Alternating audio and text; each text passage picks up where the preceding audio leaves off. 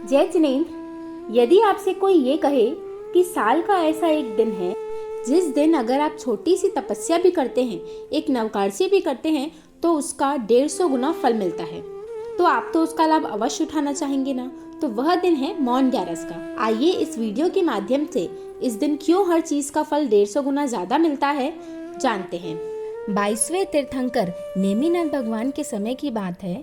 केवल ज्ञान के बाद प्रभु जब द्वारिका नगरी पधारे तब देवों ने सम्मोसरण की रचना की।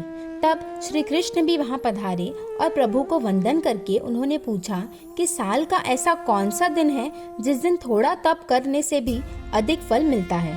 तब प्रभु ने कहा, मौन ग्यारस का दिन सबसे उत्तम है।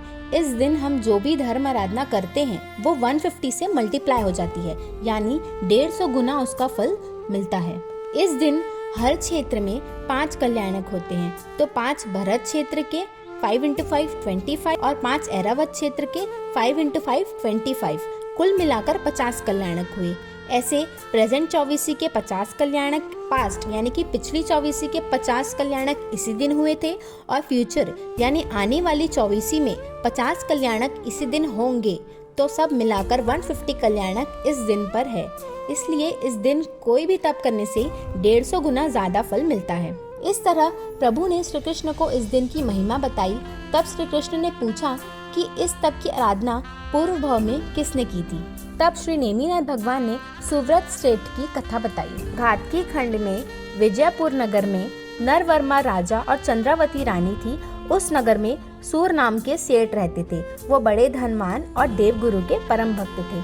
सेठ ने एक बार गुरु महाराज से पूछा कि मैं रोज धर्म तो नहीं कर सकता, तो मुझे एक ऐसा दिन बताइए जिस दिन धर्म करने से ज्यादा फल मिले। तब गुरुदेव ने मौन ग्यारस की महिमा कही और उस दिन 24 उपवास, 8 प्रहर का पौषध आदि की विधि बताई। सेठ ने विधि पूर्वक तप की आराधना कर आयुष्य पूर्ण होने पर आरण नाम के 11वें देवलोक में देव हुए।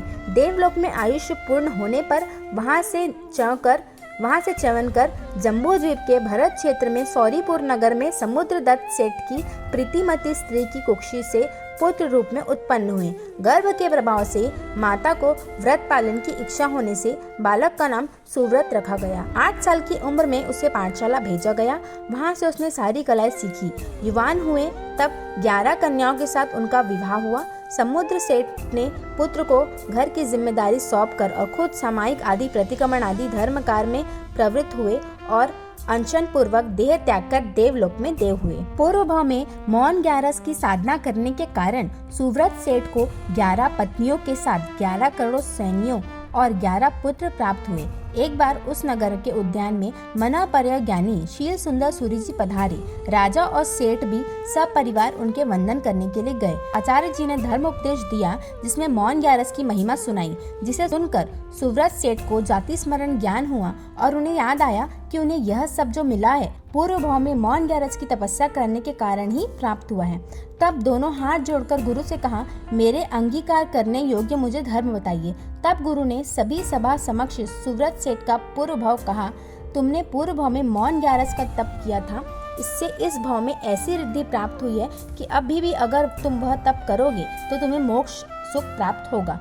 सेठ ने भाव पूर्वक अपने पूरे परिवार के साथ मौन ग्यारस का व्रत ग्रहण किया। एक बार मौन ग्यारस के दिन नगर में आग लग गई। लोगों ने सेठ को घर से बाहर निकालने को कहा, पर सेठ तो कुटुंब सहित पौष ग्रहण करके धर्म ध्यान कर रहे थे।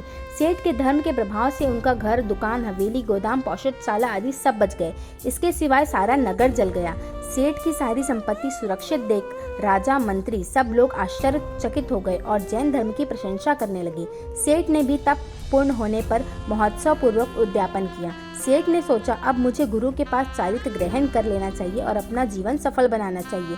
पूर्ण योग से मनापर्य ज्ञानी आचार्य गुण सुंदर सूरी जी वहां पधारे और ज्येष्ठ पुत्र को अपने घर की सारी जिम्मेदारियां सौंपकर उनकी 11 स्त्रियों के साथ सुव्रत सेठ ने दीक्षा ग्रहण की। घाती कर्मों का क्षय कर केवल ज्ञान प्राप्त किया। सुव्रत केवली ने अनेक जीवों को प्रतिबोधित किया और कई वर्षों तक केवली पर्याय का पालन करके अंत में मोक्ष सुख को प्राप्त किया।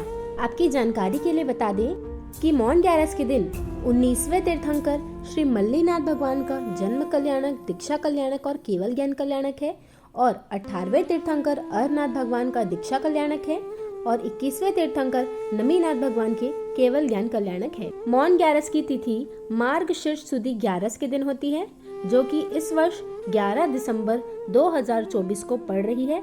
यह पवित्र दिन खासकर उनके लिए इम्पोर्टेंट है जो साल भर काम के कारण धर्म नहीं कर पाते हैं, पर लेकिन उनकी इच्छा होती है कि कुछ करूं, तो इस दिन छोटे से तप का भी 150 गुना फल मिलता है। तो आप सभी इसका लाभ अवश्य उठाएं। इस दिन हमें मुख्य रूप से मौन धारण करना होता है।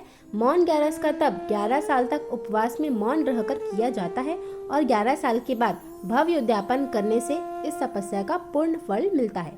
तो इसकी क्रिया कुछ इस प्रकार है: 12 लोगस के कौशक, 12 खमर्षणा, 12 स्वास्तिक, 12 फेरी। और इस तप में 150 कल्याणक की 150 माला होती है और मुख्यता से ओम ह्रीम श्रीम मल्लीनाथ सर्वज्ञाय नमः की 20 माला तो फेरनी ही चाहिए। तो मौन 11 का सौभाग्य हमें भी प्राप्त हुआ है। अगर आपने मौन 11 का तप नहीं भी झेला है तो भी जितना हो सके आपसे उतनी धर्म आराधना इस दिन करें और लोगों को भी जोड़ें, ताकि वो भी धर्म कर पाएं और आपको धर्म का ज्यादा से ज्यादा फल मिल पाए। परमात्मा के आगे विरुद्ध कुछ कहा हो तो मिच्छामि दुक्कडम। जय जिन शासन।